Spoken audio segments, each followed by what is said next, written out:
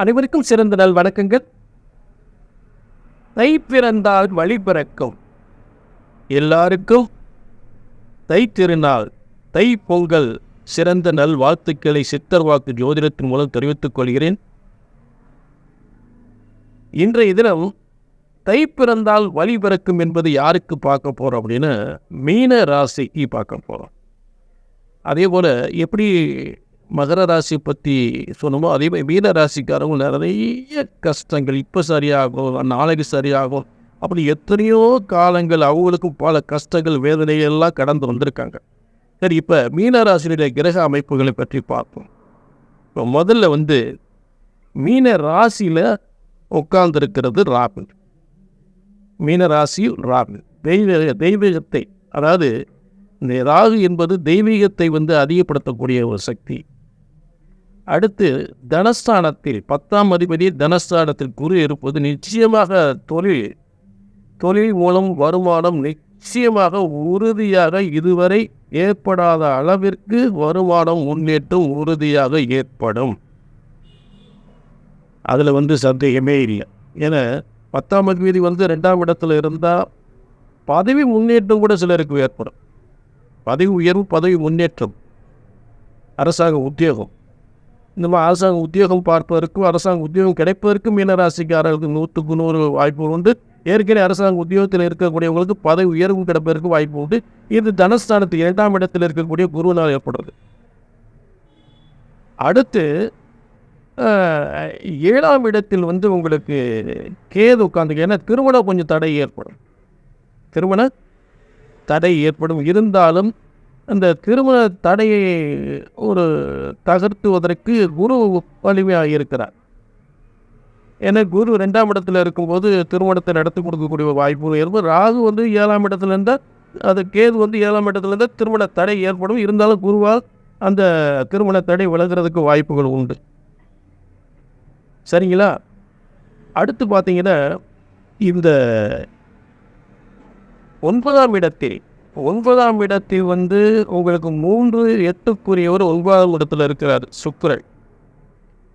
ஆக சுக்கிரன் 9ஆம் இடத்துல இருக்கிறதுனால என்னென்ன, வீட்டில் பெரியவங்களுக்கு யாருக்காவது ஒரு வீட்டில் ஒரு அம்மாமார்களோ அப்பா அம்மார்களோ யாருக்காவது இருந்தால் அவங்களுக்கு ஏதாவது உடல் உபாதைகள், வைத்திய செலவு கொடுத்துட்டு இருக்கோம். அவங்களுக்கு இந்த மாதிரி அவங்கள கொஞ்சம் கவனிச்சுக்கிடணும். சரிங்களா? வீட்டில் உடல்நிலை, அவங்களுக்கு அந்த ராசிக்காரங்களுக்கும் உடல்நிலை ஏற்படுவதற்கும் வாய்ப்புகள் உண்டு. அடுத்து 10ஆம் இடத்தில் செவ்வாய் புதன், அதாவது தனகாரகன் 9-10க்குரியவர், அதாவது 9-10க்குரியவர் 4ஆம் அதிபதி புதனோடு சேர்ந்து இருக்கும்போது தொழில் சிறப்பான முறையில் தொழில் முன்னேற்றம் சிறப்பாக இருக்கும். தொழில் தொடங்கினா ரொம்ப அட்டகாசமாக முன்னேறலாம், நல்ல முன்னேறலாம். தை மாதம் தொழில் தொடங்கினீங்க வச்சுக்கோங்க, ரொம்ப சிறப்பாக இருக்கும். உங்களுக்கு 2 தேதி, அதாவது முதல் தேதியை விட தை 21க்கு அப்புறம் தொடங்குங்க. தை 21க்கு அப்புறம், உங்கள் தை 3க்கு அப்புறம் வேண்டாம், உங்களுக்கு தை 21க்கு அப்புறம் தொடங்க, ரொம்ப சிறப்பாக இருப்பீங்க. தை 21க்கு அப்புறம் உங்களுக்கு ரொம்ப சிறப்பாக இருக்கும். அதில் எந்த மாற்றமே இல்லை. புரிஞ்சுட்டிங்களா?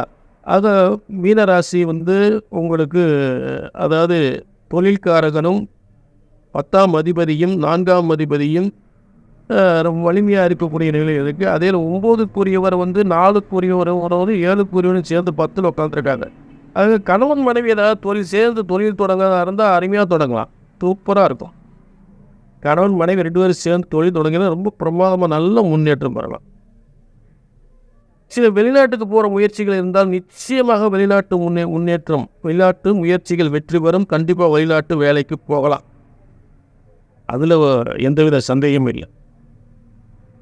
சரி, அடுத்து உங்களுக்கு என்னென்ன, 11ஆம் அதிபதி 12ல் இருக்கிறது விரயங்கள் குறையும். அதாவது 12ல் ஆட்சி பெற்று சனி இருப்பதனால் விரயங்கள் குறையும், வருமானம் மிச்சப்படும்.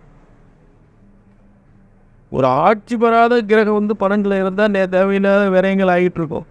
ஆனால் ஒரு ஆட்சி பெற்ற கிரகம் 12ஆம் இடத்துல இருக்கும்போது நமக்கு பூமிகளோ இடங்களோ அதில் காசை போட்டு கொஞ்சம் நம்ம சொத்து சேர்க்கக்கூடிய நல்ல நிலை ஏற்படும்.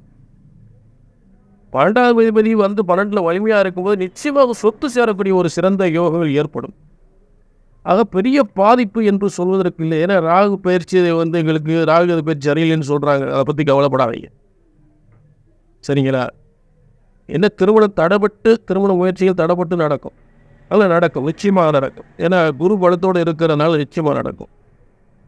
ஆக கண்டிப்பாக மீன ராசிக்கும் தை பிறந்தால் சிறந்த வழி கறக்கக்கூடிய நல்ல யோகங்கள் பெறக்கூடிய நிச்சயமான நல்ல நேரம் உறுதியாக பிறக்கும். அதில் எந்தவித சந்தேகமும் இல்லை. மீண்டும் ஒரு நல்ல விளக்கத்தோடு உங்களை சந்திக்கிறேன். நன்றி, வணக்கம்.